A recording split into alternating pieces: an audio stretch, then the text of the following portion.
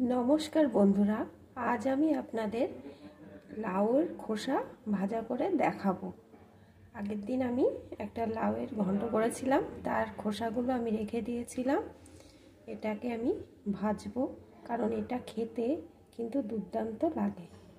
আসুন দেখতে থাকুন আমি কেমন করে ভাজি। জানি আপনারা অনেকেই এই রান্নাটা করে খান, তবে আমি কেমন করে করি সেটা আজ আপনাদের দেখাবো।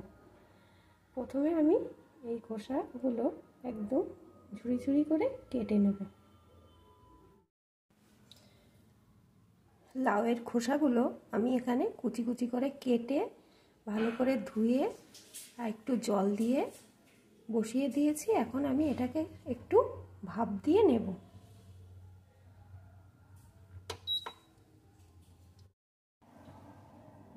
এটা আমার ভাপ দিয়ে নেওয়া হয়ে গেছে, এখন আমি ভেজে নেব। আমি এটা ছোট চিংড়ি দিয়ে ভাজবো।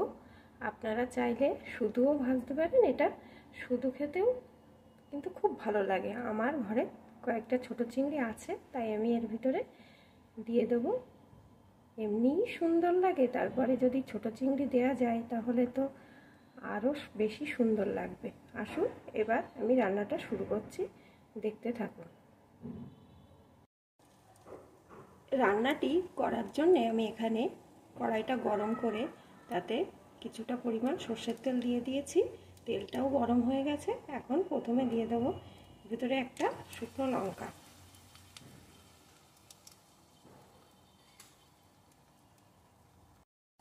এটাকে একটু লাল লাল করে নিয়ে তার ভিতরে দিয়ে দেবো একটা পেঁয়াজ কুচি।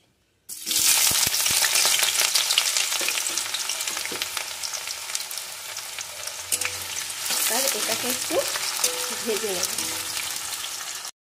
এটাকে একটু ভেজে নিয়ে এর ভিতরে দিয়ে দেবো আমি একটা আলু কুচি করে কেটে রেখেছিলাম, সেই আলু কুচিটা।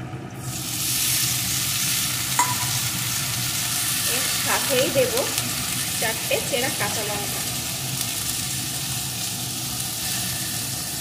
পরিমাণ মতো একটু লবণ, একটু হলুদের গুঁড়ো।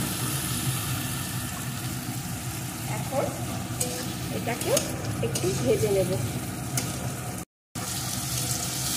আলুগুলো একটু ভেজে নিয়ে এর ভিতরে আমি কয়েকটা ছোট চিংড়ি দিয়ে দেবো, যেটাকে আমি একটু লবণ হলুদ মাখিয়ে নিয়েছিলাম। এবার এর সাথে চিংড়ি মাছগুলোকে একটু ভেজে নেব। চিংড়ি মাছগুলো দিয়েও একটু ভেজে নিয়েছি। এখন আমি এর ভিতরে ওই ভাপিয়ে রাখা লাউয়ের খোসাগুলো দিয়ে দেবো।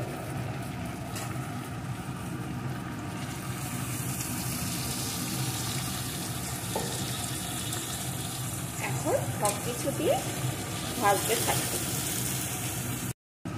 এখানে সব কিছু আমি ভালো করে ভেজে নিয়েছি।